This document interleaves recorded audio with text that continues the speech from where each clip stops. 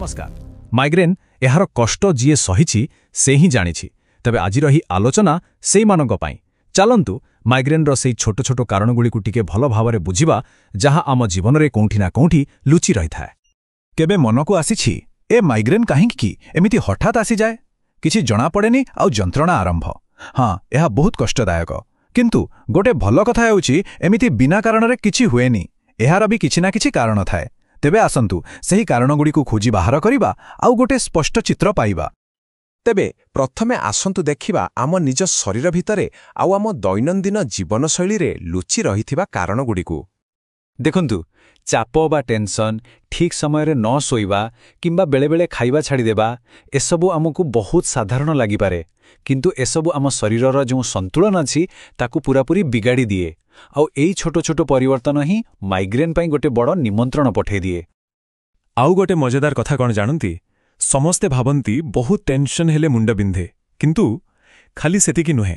बेले बेले बहुत चाप परे जितेबेले शरीर टिके आराम करे हठात सेतेबेले भी माइग्रेन अटैक होई पारे। एहाकू स्ट्रेस लेटडाउन बोली कहा जाए। अच्छा, ये तो गला आम शरीरर कथा। एबे चलंतु देखिबा आम चारि पाखर परिवेश केमिति माइग्रेन को डाकी आणे।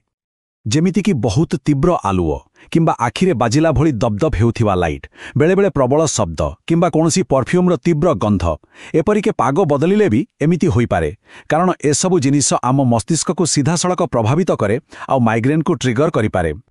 अच्छा, आम खाइबा पीबा कथा कौन? आमे जहा खाउछे तार कौन माइग्रेन उपरे किछि प्रभाव पड़ी पारे? हाँ, निश्चय पड़ी पारे। चलंतु ए विषय टिके जानिबा।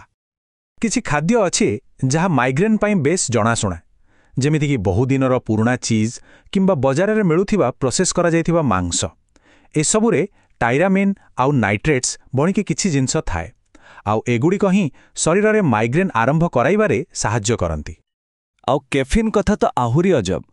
यह ठीक सही चाप भली गोटे दोमुहा ट्रिगर, माने बहुत बेसी चा कि कॉफी पीले भी माइग्रेन हुई पारे, और जदि केही प्रतिदिन पिउथांती और हठात पीवा बंद कर दियंती ताले भी मुंडबिंधा आरंभ हो जाए। तेणु दुई पटु समस्या। आउ गोटे बहुत गुरुत्वपूर्ण कथा, औषध। हाँ, किछि औषध भी माइग्रेन रो कारण साजी पारे।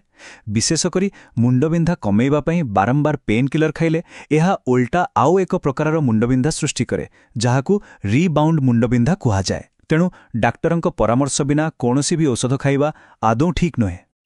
तेबे एते सबु समस्या विषय तो आमे कथा हेले, किंतु एबे प्रश्न उठुछि एहार समाधान कौन? चलंतु एबे समाधान दिगरे आगेइबा।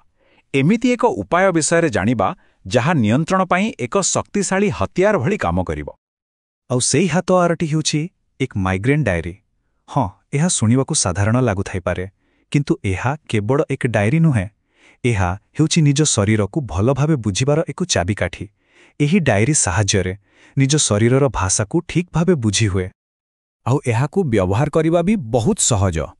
बेस जेतेबेले भी माइग्रेन अटैक हेबो, मुख्यतः चारोटी कथा लिखि रखिबाकू हेबो। प्रथमे केबे आउ केतेबेले हेला, द्वितीय केमिति लागुथिला आउ जंत्रणा केते थिला, तृतीय सेदिन कौन खियापिया होइथिला, निद केमति होइथिला, आउ शेषरे किछि विशेष घटना बा चाप थिला कि नाही। बेस एतिकी। किछि दिन परे जेतेबेले एहाकू देखिबे निज आखिरे ही धरा पड़िजिबो केउ कारणटा बारंबार मुंडबिंदा सह जड़ित।